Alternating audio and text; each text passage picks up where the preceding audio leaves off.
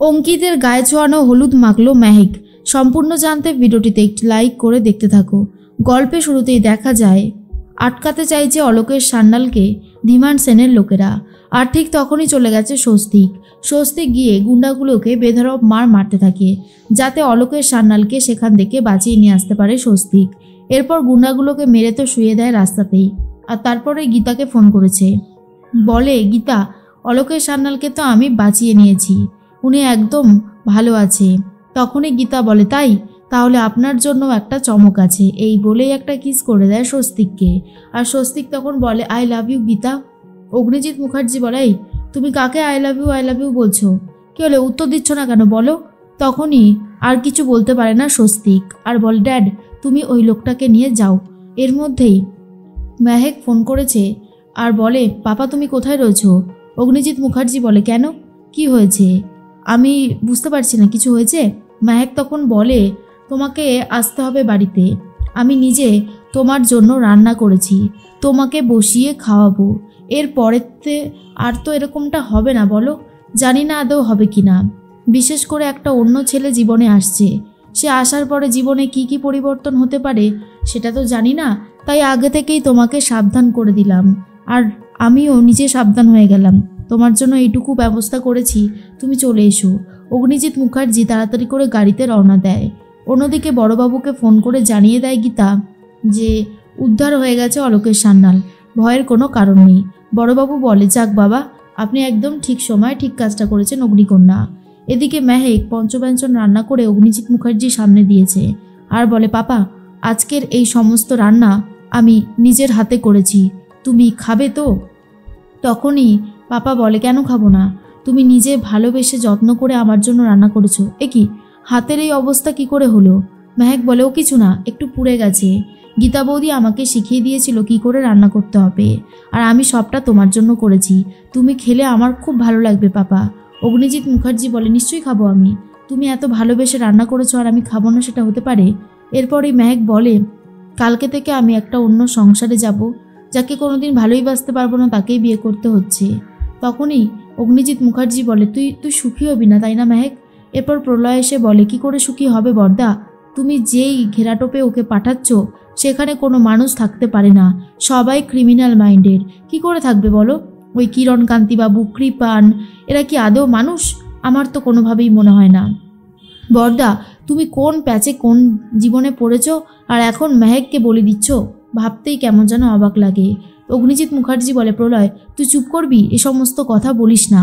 প্রলয় তখন বলে, কি করে চুপ করব দাদা, যেটা সত্যি সেটাই তো বলেছি, এই ফুলের মতো নিষ্পাপ মেয়েটাকে তুমি এইভাবে শাস্তি দিও না, আমার খুব খারাপ লাগছে দেখতে, তাই জন্যই বললাম। এর মধ্যেই অগ্নিজিৎ মুখার্জি নিজেই বুঝতে পারছে না কি বলবে। তবে একটা কথা অগ্নিজিৎ মুখার্জি বারবার করেই বলতে থাকে, যেটা হয়েছে সেটা ভালো হয়নি, খুবই খারাপ হয়েছে, মেহেক আমাকে ক্ষমা করে দিস। এরপর মেহেকও আর কিছু বলতে পারছে না। মেহেক তখন বলে, পাপা তুমি খেয়ে নাও, আমি তোমার জন্য এত যত্ন করে রান্না করেছি, তুমি যদি এখন না খাও তাহলে আমার খুব খারাপ লাগবে। অগ্নিজিৎ মুখার্জি মেহেকের দেওয়া খাবারটা তাড়াতাড়ি করে খেতে শুরু করে। এর মধ্যেই প্রলয় বলে, সত্যি মেহেক, তোকে যত দেখি অবাক হয়ে যাই, তুই সত্যি দাদার যোগ্য মেয়ে হয়েছিস। দাদা ঠিক যেমনভাবে সব কিছু গণ্ডগোল করছে তুই ঠিক সেভাবে সব কিছু আগলে রেখেছিস, তোর মতন মেয়ে পাওয়া ভাগ্যের ব্যাপার। এর মধ্যেই পরের দিন গায়ে হলুদের বন্দোবস্ত শুরু হয়ে গেছে।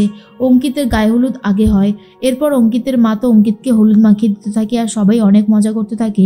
ঠিক তখনই পঙ্কজ খাসনবিশ ফোন করেছে অঙ্কিতের বাবাকে আর বলে, আপনাকে এক্ষুনি একবার থানায় আসতে হবে। তখনই অঙ্কিতের বাবা বলে, এখনই না, মানে আজকে আমার ছেলের বিয়ে, আজকেই আমাকে থানায় যেতে হবে কেন? আমি তো কোনো অপরাধ করিনি। পঙ্কজ খাসনবিশ বলে, আপনি কোনো অপরাধ করেছেন কি করেনি সেটা পরের কথা, আমি আপনাকে ডেকেছি তাই আপনাকে আসতে হবে, আপনি যদি না আসেন তাহলে কিন্তু অ্যারেস্ট ওয়ারেন্ট নিয়ে যাব, সেটা ভালো লাগবে বলুন? তার জন্যই বলছি ঝটপট করে চলে আসুন। তখনই অঙ্কিতের বাবা বলে, ঠিক আছে আমি আসছি। এরপরই ফোন এসে গেছে অঙ্কিতের কাছে, ফোন করেছে গীতা আর বলে, শোনো অঙ্কিত, গায়ে হলুদ হয়ে গিয়ে থাকলে 3জন শাড়ি পরে মেয়ে তোমাদের সামনেই আছে, ওদের হাতে হলুদের বাটিটা পাঠিয়ে দাও, ওরা হচ্ছে লেডি কনস্টেবল, ছদ্মবেশে রয়েছে। অঙ্কিত বলে, ঠিক আছে। বলছি গীতা বৌদি, এই বিয়েটা শেষ পর্যন্ত হবে তো? তখন গীতা বৌদি বলে, অবশ্যই হবে।